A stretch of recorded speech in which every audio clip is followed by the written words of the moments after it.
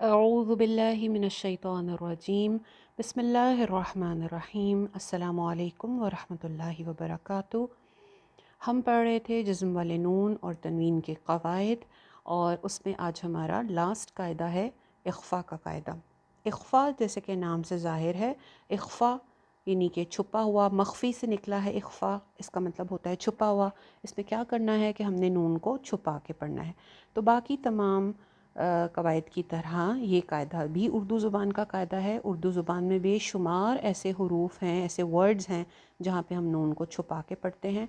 बल्कि ना सिर्फ ये कि उर्दू में, बल्कि इंग्लिश लैंग्वेज में भी बहुत सारे ऐसे वर्ड्स हैं जहाँ पे हम एन को साइलेंट करते हैं या उसको थोड़ा हाइड करते हैं, छुपा के पढ़ते हैं। तो इसलिए साबित हुआ कि ये कायदा भी कुछ ऐसा अनयूजुअल नहीं है जितना जिस तरह से हम उसको उर्दू में पढ़ते हैं। जैसे फॉर एग्ज़ाम्पल हम कहते हैं कुआँ। कुआँ जो है वर्ड, अब ये काफ नून वाव अलिफ हम और नून गुन्ना आता है ना, कुनवा। लेकिन पढ़ने में हम क्या कहते हैं? कुनवा तो नहीं कहते, क्या कहते हैं? कुआँ कहते हैं ना। तो नून छुप रहा है ना। ईंटें, ईंटें कहते हैं, ईंटें तो कोई नहीं कहता, ईंटें। उंगलियाँ, उंगलियाँ तो कोई नहीं कहता, उंगलियाँ। जंगल, जनगल कोई नहीं कहता, जनगल, है ना।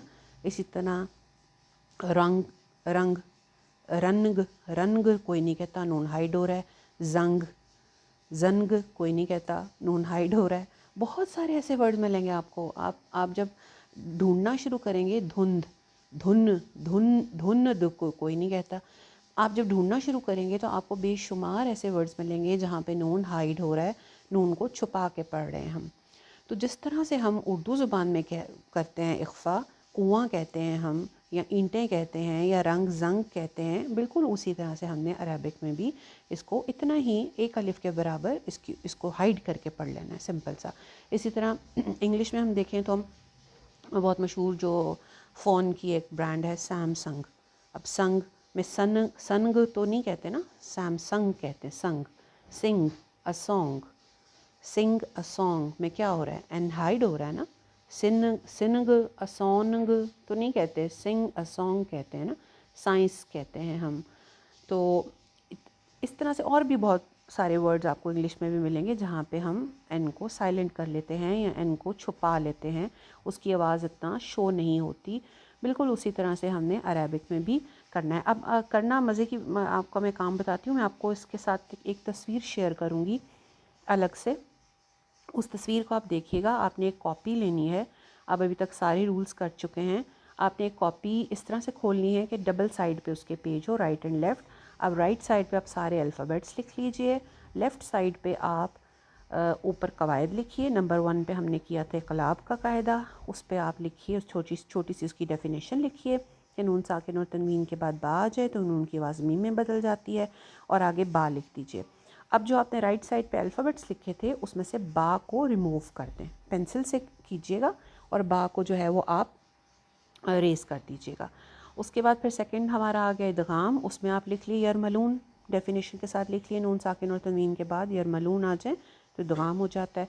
वो या रा मीम लाम वाव नून, वो नोट करें, और राइट साइड के अल्फ़ाबेट्स में से ये 6 लेटर्स मिटा दें। या रा मीम लाम वाव नून, ये आपने मिटा दिए। उसके बाद फिर थर्ड पे आपने पढ़ा इजहार का कायदा। तो वहाँ से राइट साइड से अब आप हमज़ा हा, आइन हा, गैन खा भी मिटा दें। अब आपके पास जितने भी लेटर्स बाकी बचेंगे, जो कि 15 बचेंगे, 15 लेटर्स जो बाकी बचते हैं उन सब के ऊपर इख्फा होता है। ठीक है, तो इस तरह से आपको आसानी रह जाएगी। यानी जब कभी भी आप कुरान मजीद, अभी आपने नया नया सीख रहे हैं तजवीद, तो आपने सबसे पहले देखना है नून के बाद बा तो नहीं है। अगर बा है तो नून की आवाज़ मीम में बदल जाएगी, जो कि छोटी मीम लिखी हुई भी नज़र आएगी। फिर आपने देखना है सेकंड नंबर पे कि यरमलून तो नहीं है। अगर यरमलून भी नहीं है, फिर आपने देखना है कि हरूफ हल्की तो नहीं है। अगर हरूफ हल्की भी नहीं है तो फिर आपने क्या करना है, वहाँ पे इख्फा करके पढ़ देना है। इख्फा कैसे करते हैं? इख्फा या उसको छुपाने का ऑपोज़िट क्या होता है? इजहार करना। इजहार कैसे होता है? जब हम नून के मखरज पे प्रॉपरली ज़ुबान लगाते हैं, यानी कि अच्छे से उसको टच करते हैं, अनअमता, तो इजहार हो जाता है। तो इख्फा करने के लिए हमें क्या करना है? सिर्फ इतना सा करना है कि इजहार का ऑपोज़िट करना है। नून के मखरज पे मज़बूती से ज़ुबान को नहीं लगाना है, बल्कि बहुत क्या कहते हैं, सॉफ्टली ज़ुबान को मखरज पे टच करना है। नून का मखरज कहाँ है?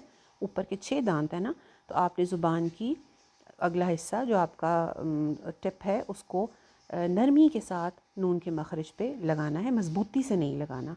जब आप नरमी से लगाएंगे तो वो नून जो है वो आपका हाइड हो जाएगा, छुपा रहेगा। एक अलिफ़ के बराबर आप वहाँ पे गुन्ना करेंगे।